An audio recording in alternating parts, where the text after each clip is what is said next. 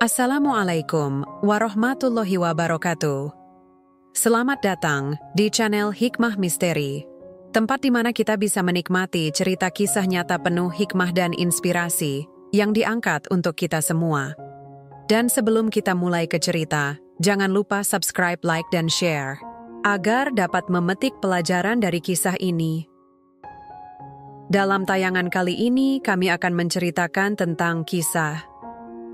Katanya janda gak pantas punya mimpi. Sekarang mereka numpang hidup di rumahku. Dibuang, dicap aib, dan ditinggal dalam diam. Pagi itu Dina hanya memandangi lantai dapur yang licin, berusaha menahan napas dari bau amis darah ikan dan cucian. Baju bayi yang belum sempat dibilas. Tangannya lelah, tubuhnya lunglai. Tapi tidak ada waktu untuk mengeluh. Raka, bayinya, menangis di tikar kecil dekat pintu dapur. Baru 2 bulan suaminya, Darto, pergi.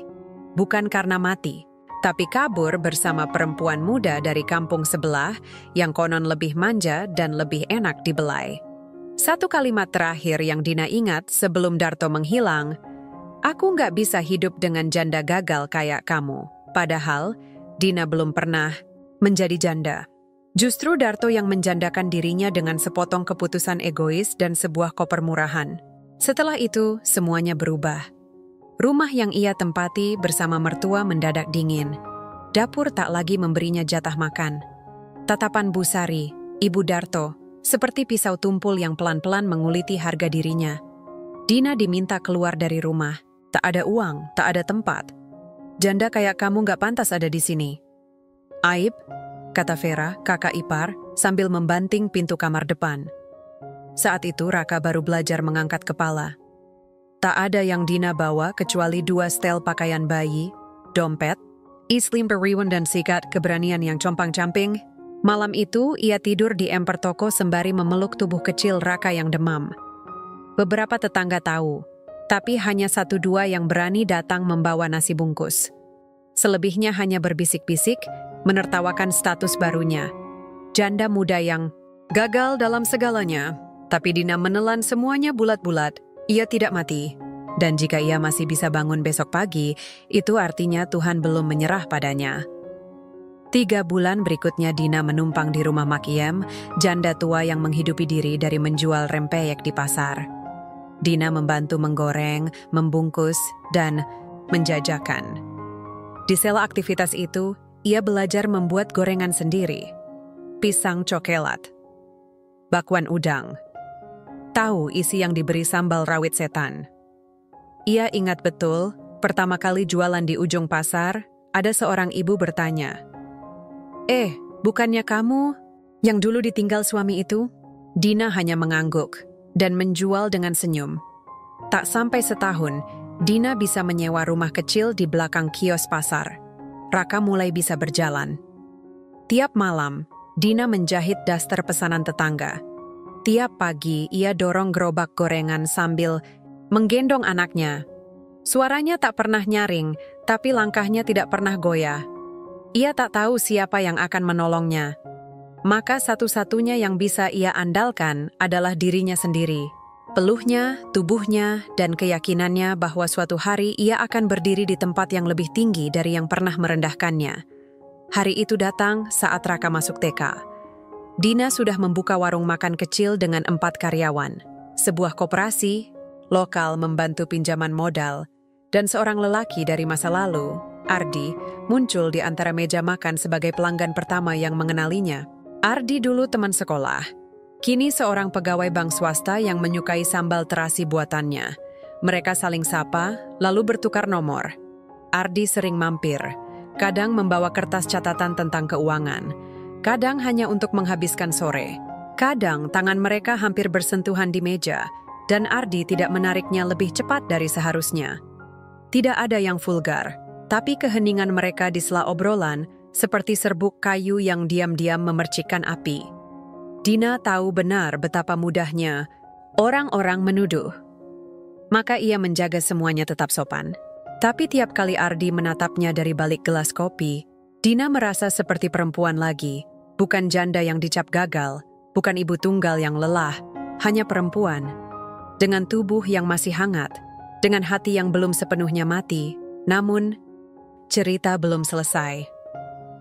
Di tahun ke-7, saat usaha kos-kosannya mulai ramai dan cateringnya masuk ke beberapa instansi pemerintahan, Dina mendapati sosok asing berdiri di gerbang rumah barunya. Seorang perempuan tua dengan wajah yang dulu pernah memaki-maki dirinya di depan tetangga, Bu Sari. Dan di belakangnya Vera, dengan wajah kaku dan matanya yang jelas-jelas tak ingin berada di sana. Mereka kehilangan rumah, kata mereka. Usaha suaminya Bu Sari bangkrut, Vera diceraikan karena ketahuan selingkuh dengan rekan kerja suaminya. Dunia memang bulat, dan kadang gigi tajam yang kau gunakan untuk menggigit orang lain akan mencabik balik tenggorokanmu sendiri.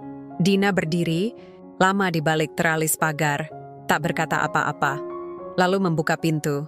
Mereka masuk, menumpang, makan dari dapurnya, duduk di sofa yang dulu pernah mereka bilang tak akan pernah ia miliki. Dina tak menuntut maaf. Ia hanya menatap dan tahu, dalam diamnya kini tersembunyi kekuatan yang dulu pernah dikubur orang lain. Tapi tubuh manusia tetap tubuh. Dan kehadiran Ardi yang makin sering ke rumah, disambut Vera dengan dandanan dan pakaian yang menyengat. Dina tahu, kadang Ardi berdiri terlalu dekat dengan Vera saat ia sedang memasak. Kadang Dina lihat Ardi melirik. Kadang Dina membenci dirinya sendiri karena merasa cemburu, tapi semua itu ia telan. Lagi-lagi, seperti 10 tahun lalu, ia kembali jadi perempuan yang menanggung malu diam-diam, menatap mata lelaki yang pernah ia percaya, dan bertanya dalam hati, apakah semua lelaki sama? Di ruang tengah anaknya Raka sedang menonton televisi. Tak tahu apa-apa, dan Dina duduk di meja makan menatap layar ponsel dengan dada bergetar. Pesan itu hanya satu kalimat, tapi cukup membuat hatinya nyeri. Mas, makasih obrolan semalam. Aku before bisa tidur, pesan dari Vera ke Ardi.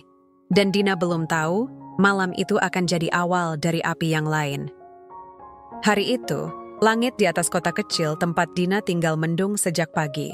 Suara gerimis seperti bisikan masa lalu yang belum tuntas. Dina sedang menyiram pot bunga di depan rumah ketika suara pintu gerbang diketuk pelan. Hatinya langsung merasa aneh. Biasanya, suara ketukan semacam itu datang dari kurir atau pelanggan catering. Tapi pagi itu berbeda. Ia buka pintu pelan dan mendapati dua wajah yang nyaris tak dikenalnya lagi. Bu Sari dengan kerudung lusuh dan Vera yang berdiri setengah menunduk memakai baju yang dulu ia bilang murahan ketika Dina menjualnya di pasar loak. Seketika dada Dina mengencang, tangannya berhenti menggenggam selang. Di antara mereka bertiga, tak ada yang bicara selama 5 detik. Hanya suara embusan angin dan gemericik air dari genteng. Bu Sari akhirnya buka suara, pelan, parau, hampir tak terdengar. Katanya, mereka butuh tempat, katanya hidup sudah terlalu berat, rumah mereka dijual. Vera cerai, tak punya tempat tinggal. Dina menatap mereka lama. Ia ingin tertawa, ingin menjerit, ingin membentak mereka dengan kalimat-kalimat yang dulu mereka ucapkan kepadanya. Tapi lidahnya seperti terkunci. Masuklah, katanya pelan. Dan sejak hari itu, rumah yang dulu mereka hina, kini jadi tempat. Mereka menumpang. Dina tak bicara banyak. Ia hanya mengatur agar mereka tinggal di rumah kontrakan belakang yang ia sewakan, bukan di rumah utama. Ia tetap menjaga jarak. Tapi setiap kali melihat Vera berjalan mondar-mandir di halaman kontrakan, dengan wajah tanpa malu, Dina tahu bahwa tak semua orang datang membawa penyesalan. Beberapa datang hanya karena kepepet. Hari-hari berikutnya berjalan seperti drama tanpa penonton. Vera mencoba bersikap akrab, terlalu akrab. Tiap pagi ikut ke dapur, sok membantu. Padahal sering hanya berdiri di samping Ardi saat lelaki itu datang memeriksa laporan keuangan catering. Ardi memang lelaki baik. Ia tahu cara menjaga diri. Tapi yang Dina tahu dari pengalamannya dulu, perempuan bisa lebih jahat dari yang terlihat. Apalagi perempuan yang pernah mengusir saudaranya sendiri hanya karena status janda. Ardi beberapa kali tampak canggung. Ia masih datang seperti biasa, tapi tatapannya seperti sedang menghindari sesuatu. Hingga suatu sore, Dina mendapati gelas kopi bekas Ardi dan 2 piring kue tersisa di ruang tamu.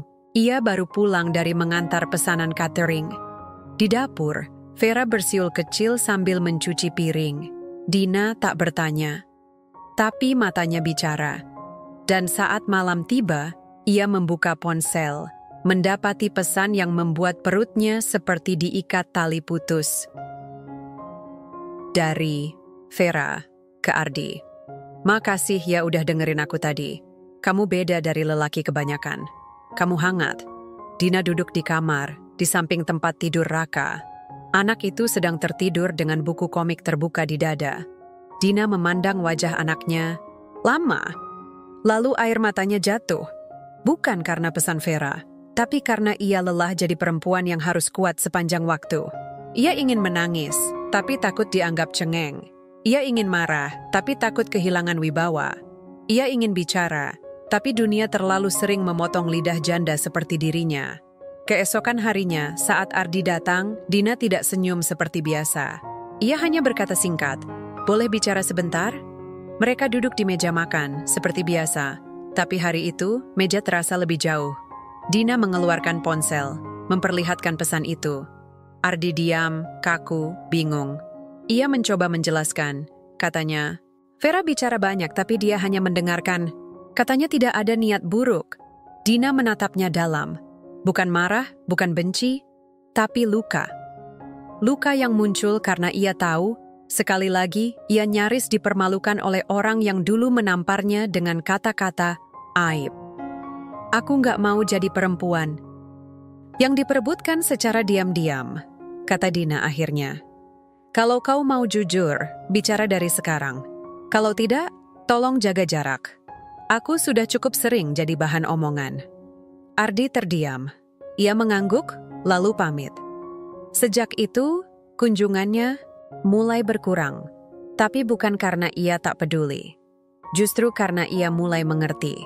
Tak semua cinta harus dirayakan dengan pelukan. Beberapa cinta hanya cukup dibuktikan dengan sikap. Vera mulai berubah. Tatapannya kini lebih tajam. Kadang ia datang tanpa mengetuk, kadang memakai pakaian yang Dina tahu bukan gayanya. Dan suatu hari, saat Bu Sari sedang memasak untuk Raka, ia bicara tanpa ragu. "Dina itu janda, Mak. Jangan-jangan dia juga pengen laki orang." Kalimat itu terdengar oleh Raka, yang langsung masuk ke kamar sambil menangis. Dina tahu. Dan kali ini ia tak tinggal diam. Malam itu, Dina memanggil semua penghuni rumah. Ia duduk di ruang tamu, dengan Bu Sari di kiri dan Vera di kanan. Ardi ia undang, tapi tak datang. Dina berdiri dan berkata, pelan tapi jelas. 10 tahun lalu, aku diusir dari rumah ini karena katanya janda itu aib. Aku dihina, dilecehkan, dianggap bukan siapa-siapa. Tapi aku tidak menuntut. Aku bangkit, dengan kaki sendiri. Dan sekarang, rumah yang dulu kalian bilang tak layak dimiliki janda, jadi tempat kalian menumpang hidup. Kalian makan dari dapur yang kalian hina. Dan aku diam. Tapi bukan berarti aku lupa. Tak ada yang bicara. Vera menggertakkan gigi. Bu Sari menangis, tapi Dina tak menatap mereka. Ia hanya menatap Raka, yang kini berdiri di tangga dengan mata besar yang menyimpan tanya. Jangan biarkan anakku tumbuh dengan luka yang sama. Malam itu, rumah sepi. Tapi untuk pertama kalinya, Dina merasa hatinya bersuara. Bukan karena ingin membalas, tapi karena akhirnya ia tahu, suara seorang janda juga bisa menggetarkan dinding yang pernah meremukan harga dirinya. Setelah malam itu, udara di rumah Dina tidak lagi sama. Dapur tetap menyala, anak-anak tetap bermain di halaman, tapi tatapan antar penghuni rumah seperti langit mendung yang menolak hujan. Vera memilih banyak diam, namun dari langkahnya yang membanting sendal, dari caranya menutup pintu kamar yang tak pernah pelan, Dina tahu, perempuan itu sedang menyimpan dendam. Bu Sari menjadi lebih sering duduk di teras, menatap langit sore sambil membawa sehelai sajadah. Usianya sudah renta, dan di balik keriputnya yang makin dalam, Dina mulai melihat bukan lagi perempuan yang pernah mengusirnya dari rumah, tapi seorang ibu yang lelah, malu, dan diam-diam menyesali semua keputusan di masa lalu. Sekali waktu, Bu Sari pernah berkata lirih ketika Dina menyeduhkan teh hangat, "Maaf itu, kadang berat di lidah. Tapi Tuhan tahu aku mau. Dina tak menjawab. Ia hanya menyodorkan cangkir dan membiarkan permintaan maaf itu terbang bersama uap teh yang hangat. Ardi tak lagi sering datang.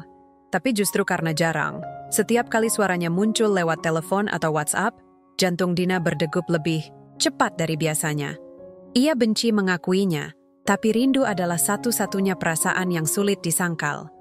Sekali waktu, Ardi menelepon hanya untuk bilang bahwa ia kangen masakan tahu mercon buatan Dina. Dan suara itu, suara lelaki yang dulu hanya rekan, kini mampu mengubah malam sepi menjadi hangat meski hanya sebentar. Tapi di balik semua itu, ada bagian dari diri Dina yang selalu menolak bahagia terlalu cepat. Ia ingat betapa seringnya dulu ia hampir bahagia, hanya untuk dijatuhkan dengan lebih keras.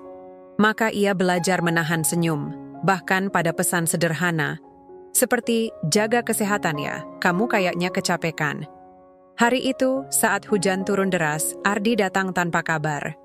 Payung hitamnya meneteskan air di depan pintu rumah. Dina mengenakan daster panjang berwarna biru muda. Rambutnya masih setengah, basah karena baru selesai mencuci. Pintu dibuka pelan. Ardi hanya diam, lalu mengulurkan seplastik tahu dan cabai rawit. Katamu, ini cuman enak kalau yang masak kamu sendiri, katanya. Seperti lelaki bodoh yang bingung bagaimana cara meminta maaf tanpa benar-benar mengucapkannya. Dina hanya tertawa kecil, sebentar. Tapi cukup untuk membuat ruang tamu yang dingin menjadi hangat. Mereka duduk di meja makan. Ardi membantu memotong bawang, tangannya sekali waktu menyentuh jari Dina. Sentuhan itu cepat, tapi cukup untuk membuat napas Dina tercekat. Ada sesuatu dalam kesunyian itu, bukan rayuan, bukan nafsu. Hanya dua orang yang saling diam, karena takut bicara bisa merusak semua yang telah rapi. Di luar, hujan terus turun. Dan di dalam, tubuh Dina bergetar oleh hal yang lebih deras, rasa. Takut akan kehilangan yang bahkan belum dimilikinya secara utuh.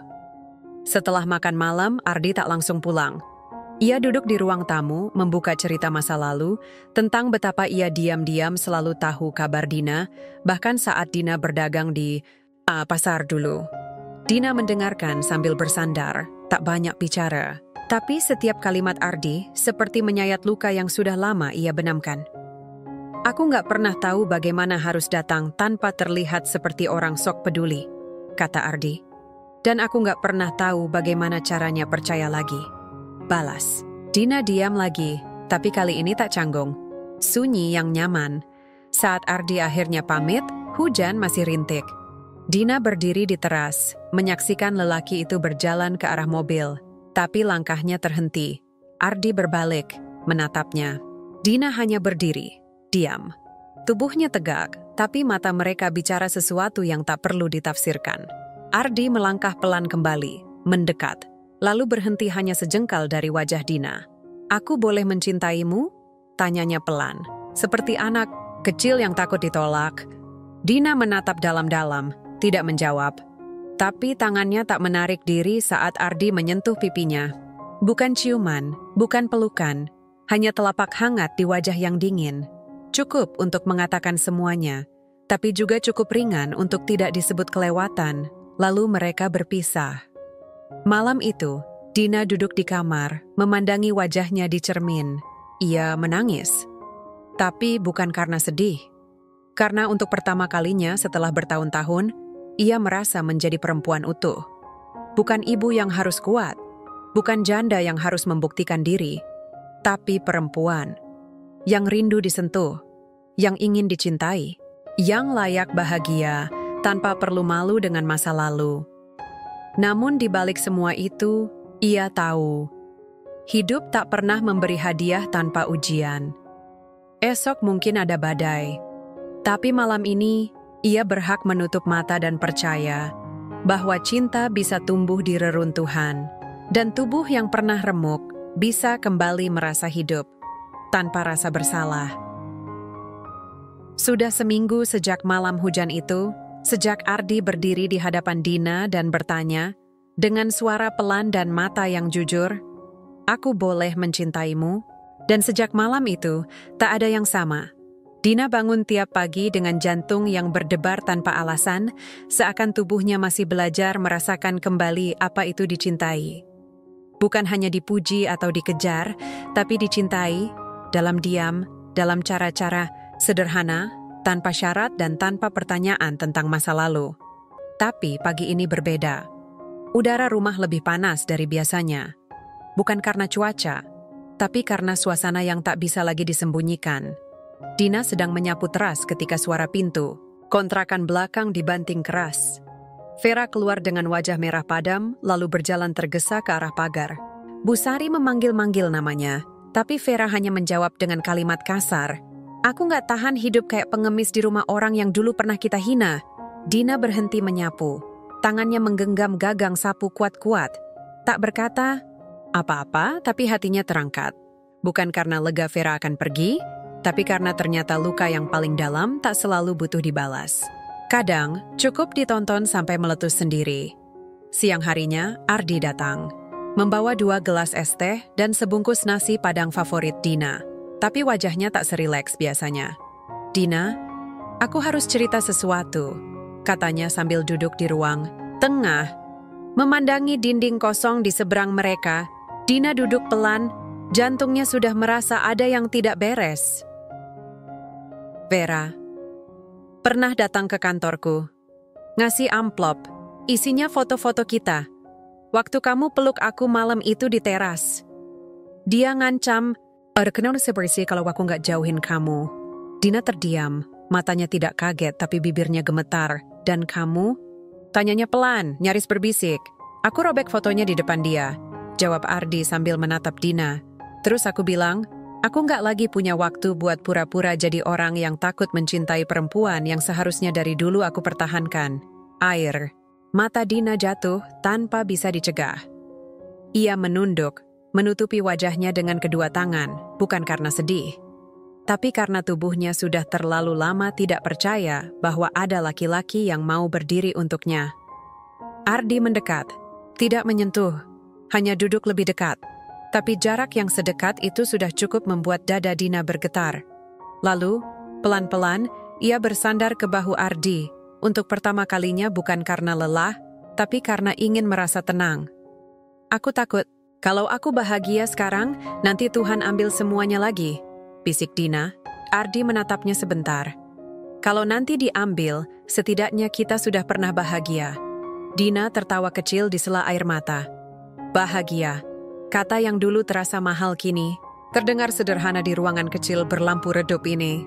Dan saat Ardi akhirnya menggenggam tangannya dengan lembut, tidak ada yang perlu dijelaskan. Mereka hanya duduk diam, 2 orang dewasa yang tahu bahwa cinta tak selalu harus lantang. Kadang cukup saling diam, dan tahu bahwa detak yang mengisi kesunyian itu adalah jawaban dari semua keraguan. Namun tak lama setelah Ardi pulang, kabar itu datang seperti tamparan dingin. Busari pingsan di dapur, jatuh saat sedang menyeduh teh. Dina panik, membawa ke rumah sakit dengan ambulans yang datang setelah 15 menit yang terasa seperti seabad. Di ruang UGD, dokter mengatakan tekanan darahnya tinggi, jantungnya terlalu lemah. Dina duduk di kursi besi lorong rumah sakit, sendirian, sambil memeluk tas kecil berisi dompet dan ponsel Busari. Ia menangis. Tapi kali ini bukan karena marah, bukan karena luka lama, tapi karena akhirnya ia tahu hatinya masih punya tempat untuk memaafkan. Vera datang malam itu. Rambutnya acak-acakan, wajahnya penuh kemarahan yang sama sekali tak mengandung kasih. Kamu puas ya? Ibu sampai kayak gitu? Jaga bicaramu, Ver, balas Dina pelan. Kalau kamu masih lihat aku sebagai musuh, maka selamanya kamu gak akan bisa lihat siapa sebenarnya yang menyelamatkan kalian semua. Vera hanya menatap dengan mata merah, lalu menunduk dan pergi begitu saja tanpa pamit. Tapi Dina tidak mengejarnya. Karena sekarang, ia sudah selesai. Ia tak lagi berperang. Ia sudah sampai di titik di mana luka tidak perlu disembuhkan oleh pelaku, tapi oleh kekuatan untuk bertahan. Malam itu, Dina tidur di kursi rumah sakit, memeluk jaket Ardi yang ia pinjam untuk menghangatkan tubuh. Dan di tengah tidur yang tak nyenyak itu, ia bermimpi tentang dirinya yang muda, ditendang keluar dari rumah, menggendong bayi, lalu berjalan sendiri di malam hujan. Tapi di ujung jalan, ada cahaya. Bukan lampu, tapi tubuhnya sendiri, yang berdiri lebih kuat, menunggu. Tersenyum, dan ia bangun, dengan senyum kecil yang tak bisa dijelaskan. Karena kini, ia tahu, tak ada cinta yang lebih dalam dari cinta yang tumbuh setelah luka. Tak ada ketegaran yang lebih indah dari tubuh yang pernah remuk, lalu berdiri dengan senyum. Dan tak ada rumah yang lebih damai dari dada perempuan yang pernah diusir, lalu memutuskan untuk pemakan tanpa harus kembali dihina. Pagi di rumah sakit selalu terasa dingin, bukan hanya karena lantainya dari keramik pucat dan angin dari celah jendela, tapi karena bau antiseptik dan suara pelan perawat yang seperti sedang menyampaikan kabar duka, walau hanya bertanya tekanan darah. Dina duduk di sisi ranjang, menggenggam tangan Bu Sari yang kini tidur dengan infus menempel di lengan keriputnya. Wajah tua itu sudah tak menyimpan kemarahan seperti dulu. Kini yang tersisa hanya kulit longgar dan napas berat yang membuat dada Dina ikut naik turun. Tak ada yang tahu, mungkin ini pertama kalinya dalam hidupnya Dina benar-benar merasa sendirian, padahal ia tidak sendiri. Raka dijemput gurunya, katanya ada kegiatan di sekolah. Ardi belum bisa datang, katanya sedang keluar kota sebentar untuk urusan pekerjaan. Dan Vera, entah kemana sejak malam tadi. Mungkin masih menyimpan dendam, mungkin masih tak tahu caranya menjadi manusia yang benar di hadapan orang yang pernah ia rendahkan. Dina berdiri, berjalan ke balkon kecil yang menghadap halaman belakang rumah sakit. Dari tempat itu, ia bisa melihat langit mulai menguning. Pagi menggeliat perlahan, seperti dirinya yang juga sedang mencari cara untuk sembuh dari luka yang tak pernah sempat ia urai. Ia memejamkan mata. Dalam keheningan itu, ingatannya kembali ke masa 7 tahun lalu. Saat dirinya baru bisa membeli meja makan kecil dari sisa hasil jualan. Saat ia dan Raka makan hanya dengan nasi, kecap, dan air putih, tapi ia tetap berkata pada anaknya, "Hari ini kita makan enak, nak." Saat tubuhnya menggigil karena tak ada selimut, tapi ia memeluk Raka erat-erat, menutup telinga anaknya agar tak dengar suara caci maki dari tetangga sebelah. Semua itu terlintas seperti cuplikan film yang tak selesai. Dan Dina berdiri di sana, bukan sebagai korban, tapi sebagai pemeran utama yang terlalu kuat untuk mati hanya karena ditinggal. Ponselnya bergetar pelan. Dari Ardi. Hanya satu pesan, "Maaf aku belum bisa pulang. Tapi kalau kamu butuh tempat bersandar, kamu tahu aku akan selalu ada." Dina menghela napas, lalu membalas singkat, "Aku nggak butuh tempat bersandar, Di. Tapi aku butuh seseorang yang tetap berdiri di sisiku, bahkan saat aku terlalu lelah untuk bicara." Dan Ardi hanya membalas dengan satu emoji hati. Sederhana. Tapi di dada Dina, emoji itu menimbulkan gelombang hangat yang bergerak dari leher ke ujung jari. Sore harinya, Bu Sari sadar. Ia tak banyak bicara, hanya memanggil nama Dina pelan. Suaranya bergetar, lemah, seperti perempuan yang tak lagi punya harga diri. Tapi justru disitulah Dina melihat wujud ibu sejati, yang akhirnya menanggalkan semua gengsi hanya untuk berkata, "Maaf." Dina tak menjawab.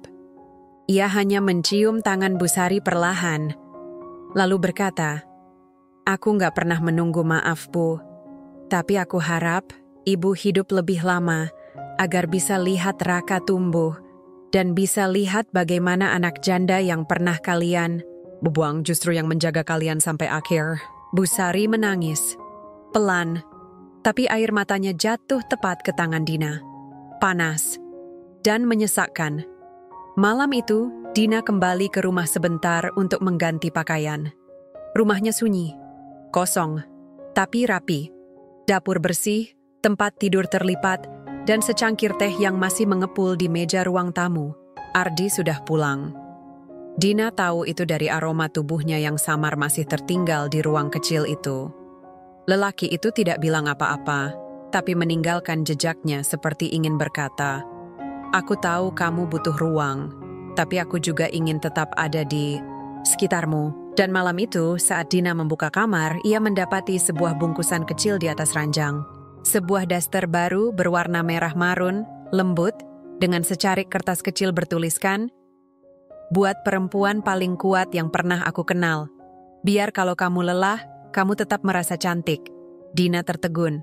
Tak ada satupun bagian dari tubuhnya yang merasa pantas untuk disebut cantik. Tapi kertas itu, daster itu, dan cara Ardi tak menyentuh tubuhnya, tapi justru memeluk jiwanya, membuat Dina menangis tanpa suara. Ia berdiri di depan cermin, memakai daster itu perlahan. Bahannya jatuh, di tubuhnya seperti pelukan yang tidak ingin dilepas.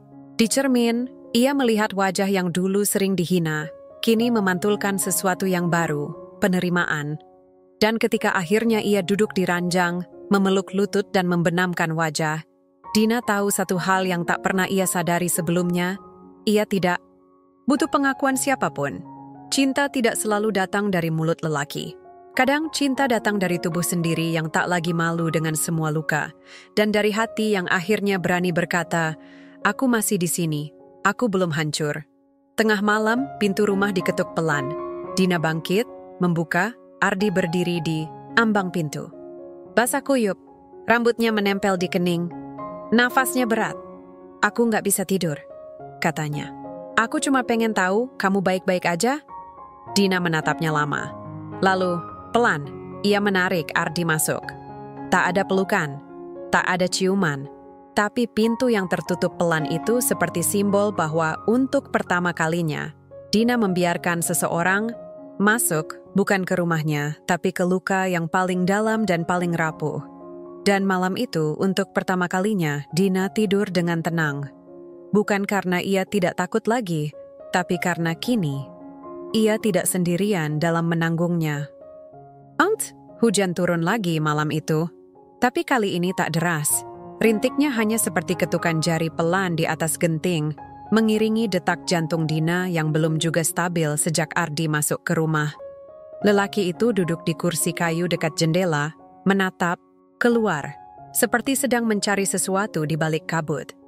Dina berdiri di dapur, memutar sendok dalam cangkir teh jahe, tak tahu harus bicara apa. Sunyi menyelimuti rumah, tapi bukan sunyi yang dingin.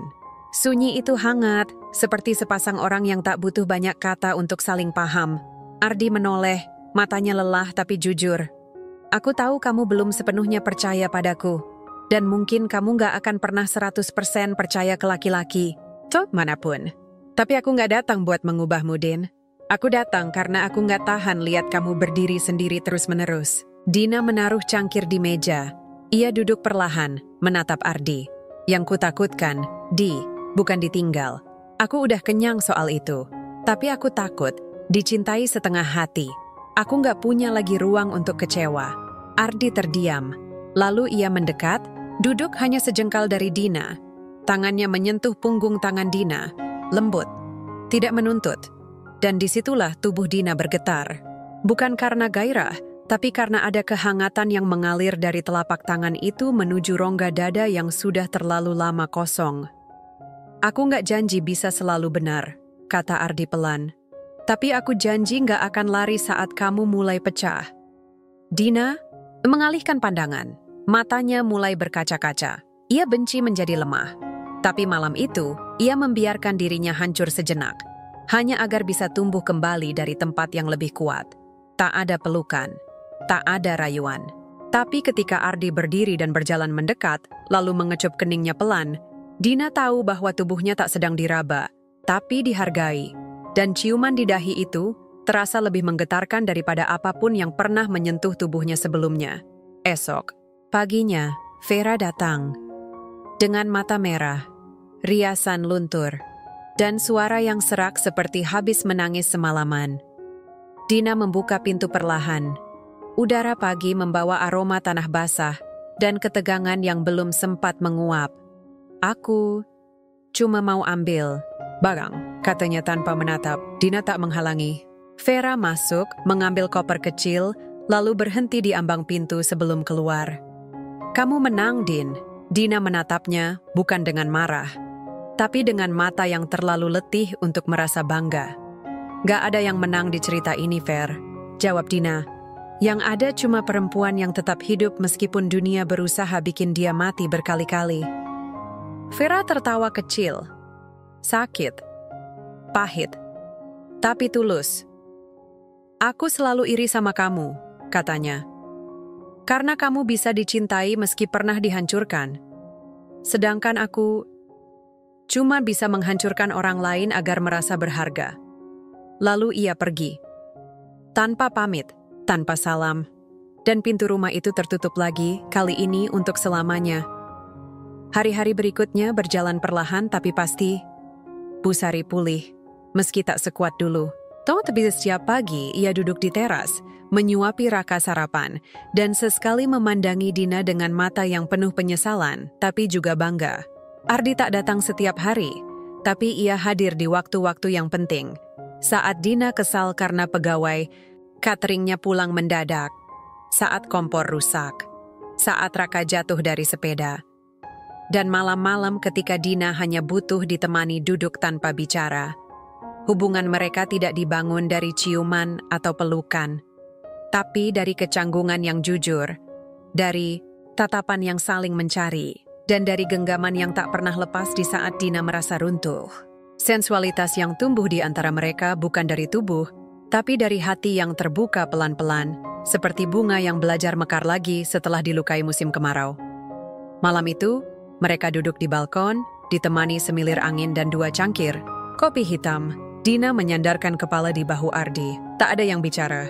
Tak perlu, karena mereka tahu cinta yang paling nyata adalah yang tidak berisik, tidak tergesa-gesa, tidak mengumbar janji, hanya hadir, tetap ada. Dan ketika Ardi mengecup tangan Dina pelan, Dina tahu untuk pertama kalinya dalam hidupnya, ia tidak lagi takut pada apapun, karena kini ia tak lagi berjalan sendirian. Dina sedang menyusun laporan bulanan usaha catering ketika suara pintu diketuk agak keras. Sudah lewat jam makan siang. Biasanya kalau bukan kurir, ya pelanggan yang salah alamat. Tapi saat ia buka pintu, yang berdiri di sana bukan siapa-siapa dari masa kini, melainkan sosok dari masa lalu yang pernah ia kubur dalam-dalam. Renom dan tubuhnya masih tinggi, rambutnya rapi seperti dulu. Tapi mata itu, mata lelaki yang pernah meninggalkannya demi jabatan dan perempuan muda yang kaya raya masih menatap dengan cara yang membuat hati Dina mengepal, bukan berdebar. "Halo, Din." Dina tidak langsung menjawab. Ia hanya berdiri, menatap, diam. Tapi di balik matanya, kenangan meledak satu persatu. Reno adalah cinta pertamanya, lelaki pertama yang pernah ia sebut masa depan sebelum akhirnya memilih melamar anak pemilik showroom karena dianggap lebih menjanjikan. "Ada apa kamu kesini?" tanya Dina datar. Tangannya masih menggenggam kusen, pintu seolah tubuhnya harus ditahan agar tidak goyah. Reno tersenyum tipis. "Aku cuma lewat, dengar kamu tinggal di sini, dan aku dengar kabar tentang kamu. Kamu sekarang hebat ya, dan kamu sekarang nganggur atau baru ditinggal?" "Istri?" balas Dina, separuh satir. Reno terdiam. Dina tahu ia menebak dengan tepat. "Aku nggak datang buat minta maaf atau minta balik. Aku cuma..." Ia menunduk, menarik napas dalam, lalu menatap Dina lagi. "Aku cuma nyesel, dan aku pengen bilang, waktu itu aku salah, sangat salah." Dina tak tahu apakah ia harus tertawa atau marah. Tapi anehnya, tubuhnya tetap diam dan hatinya tak lagi bergejolak. Mungkin karena luka lama sudah terlalu kering untuk berdarah ulang. "Kamu telat, Reno," katanya pelan. Bahkan untuk sekadar menyesal. Dina menutup pintu, perlahan. Tapi tangan Reno menahannya sebelum sepenuhnya tertutup. "Aku tahu kamu sama Ardi sekarang," katanya, matanya serius. "Tapi kamu tahu nggak, Din? Ardi itu dulu sahabatku. Dan kamu tahu nggak, dia yang nyuruh aku ninggalin kamu dulu. Dia yang bilang kamu terlalu ribet buat masa depan." Dunia Dina berhenti berputar.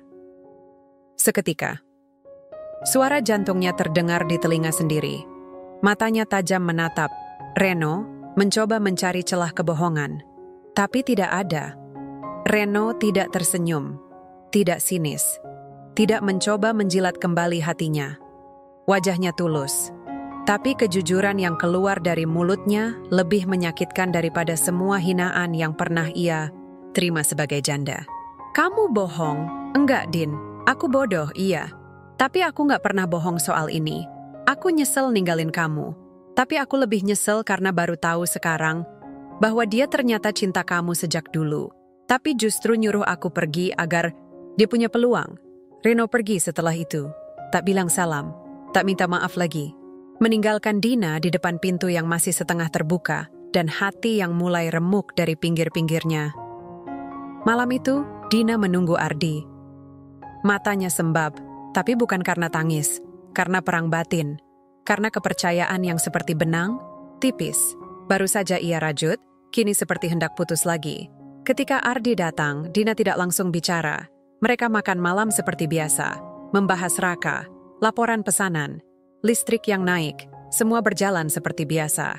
Sampai akhirnya di tengah mencuci piring, Dina bertanya, "Ardi, dulu, kamu kenal Reno kan?" Ardi diam, lalu pelan-pelan mengangguk. "Bener nggak? Iwa, kamu yang nyuruh dia ninggalin aku?"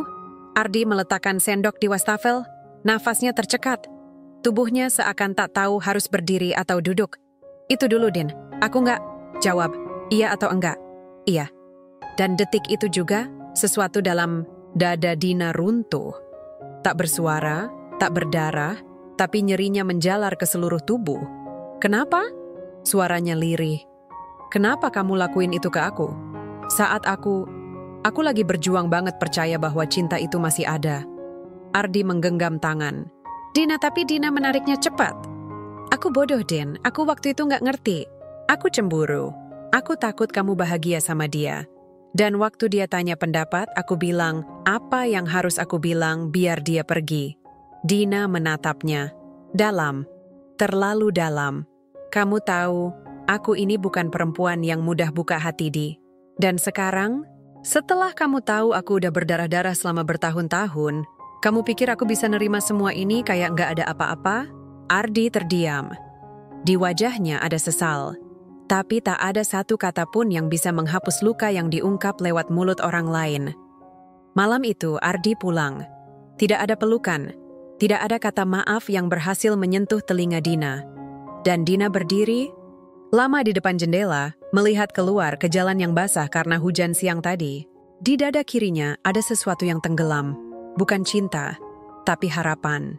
Ia menutup mata, lalu berbisik ke dirinya sendiri. "Aku nggak takut sendiri. Aku cuma takut, percaya lagi." Dan ternyata cinta itu tetap sama, selalu datang, hanya untuk menyakitiku. Dina tidak tidur malam itu. Matanya terbuka menatap langit-langit kamar yang gelap, tubuhnya berbaring di ranjang, tapi jiwanya duduk di ujung tebing kenangan yang licin. Pikiran tentang Ardi terus berputar. Bukan karena ia tak bisa menerima kenyataan bahwa Ardi pernah berkhianat sebelum mencintainya, tapi karena luka itu datang tepat saat ia baru mulai percaya bahwa dunia ini masih menyisakan ruang untuk janda yang ingin dicintai tanpa syarat. Ketika fajar mulai menyelinap di balik tirai jendela, Dina bangun, mengenakan jaket, lalu pergi ke dapur. Ia membuat kopi hitam, pahit, tanpa gula. Sama seperti pagi-pagi lain yang dulu ia lewati seorang diri. Tidak ada Ardi, tidak ada pesan masuk, tapi Dina tidak menangis. Karena ada saat di mana air mata tidak lagi jadi senjata. Ada saat di mana perempuan harus berhenti menunggu permintaan maaf dan mulai berjalan. Hari itu, Dina pergi ke rumah sakit. Bu Sari sedang duduk di kursi roda, menatap langit dengan pandangan kosong. Ketika melihat Dina datang, senyum kecil terbit di wajahnya yang kini mulai menua dalam waktu singkat. "Aku dengar semalam kamu ribut," gumam Bu Sari. "Biasa, Bu. Lelaki," jawab Dina pendek. Bu Sari memandang ke depan, lama, lalu berkata, pelan, "Kadang, Tuhan memang kasih luka lewat orang yang kita sayang. Bukan supaya kita benci mereka, tapi supaya kita lebih sayang sama diri sendiri." Dina hanya diam, tapi kalimat itu menyusup seperti air yang merembes di celah batu, pelan tapi pasti, dan melembutkan hati yang sedang beku. Siang itu, saat Dina kembali ke rumah, Ardi sudah menunggu di depan pagar. Wajahnya lelah, matanya sembab. Dina membuka pintu perlahan. Tak bicara, tak mempersilakan masuk. Aku tahu, kata Ardi, kamu marah, dan kamu berhak. Dina menyandarkan tubuhnya di kusen pintu. Aku nggak cuman marah, Di. Aku kecewa. Kamu tahu aku susah percaya. Tapi kamu tetap pilih diam soal hal sepenting itu. Kamu pikir aku ini siapa? Perempuan yang bisa dikuat-kuatin terus meskipun kenyataan pahit dilemparin kayak nasi basi? Ardi menunduk. Aku bukan minta kamu sempurna, Di. Aku cuma minta kamu jujur sejak awal. Karena buat aku, kejujuran itu satu-satunya yang bisa bikin aku tetap berdiri. Selama ini aku dipeluk karena dikasihani, dipandang karena dikasih ruang. Tapi kalau dari awal kamu nginjek aku demi bisa punya aku, apa bedanya kamu sama mereka yang pernah ninggalin aku dulu? Suasana jadi senyap. Angin lewat membawa debu kecil dari halaman. Dina ingin marah lebih keras, tapi tubuhnya tak lagi mau menampung kemarahan. Yang tersisa hanya lelah dan ketegasan. Aku nggak bisa kayak dulu lagi, Di.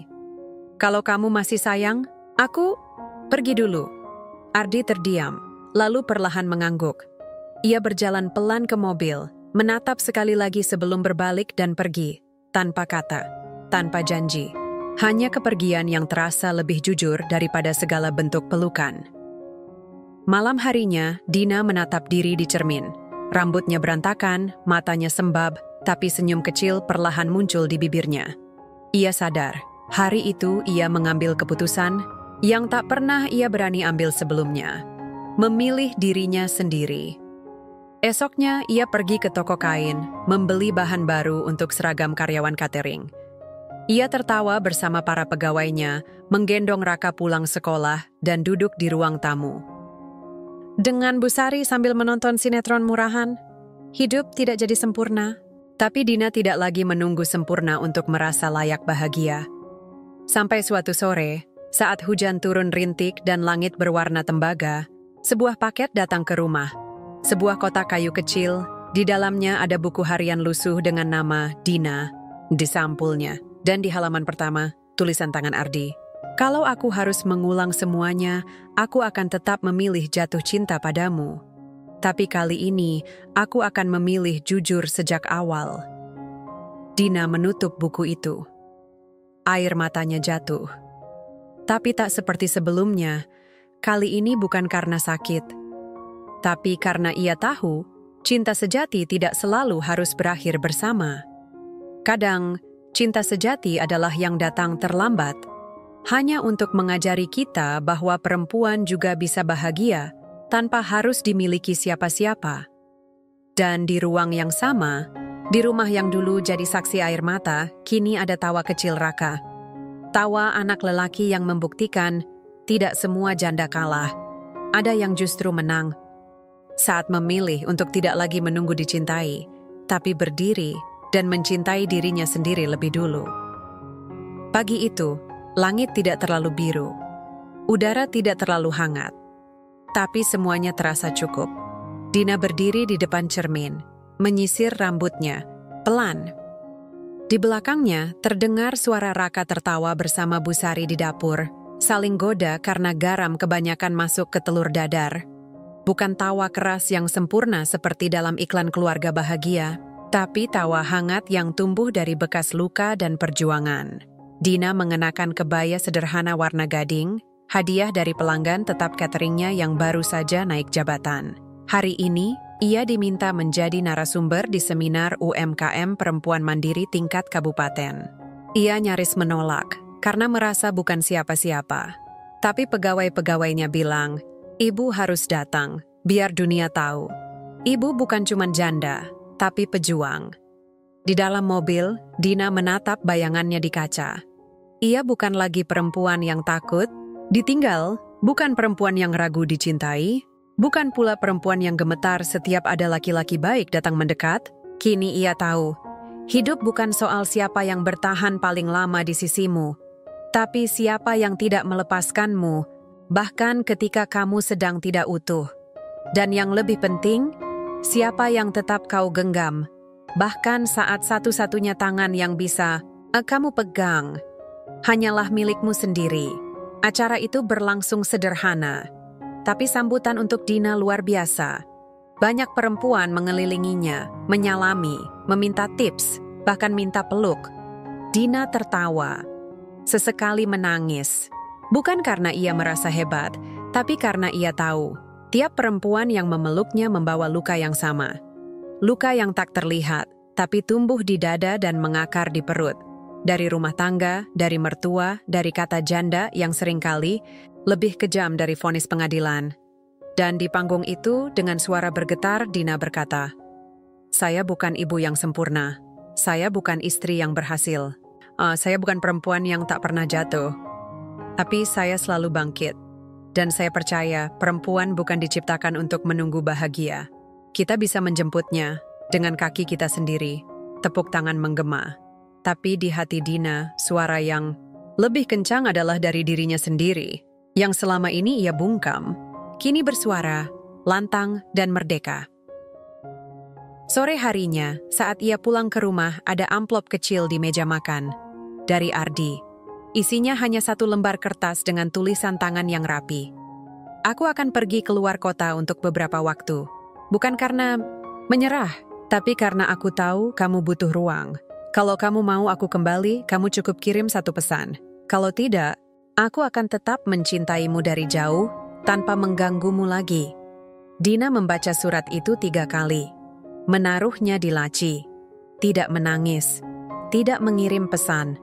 Bukan karena ia tidak mencintai Ardi, tapi karena untuk pertama kalinya dalam hidupnya, ia ingin tahu bagaimana rasanya berdiri di atas panggung hidupnya sendiri. Tanpa digandeng siapa-siapa. 3 bulan berlalu, Dina memperluas usahanya. Membuka kelas pelatihan memasak untuk ibu-ibu rumah tangga.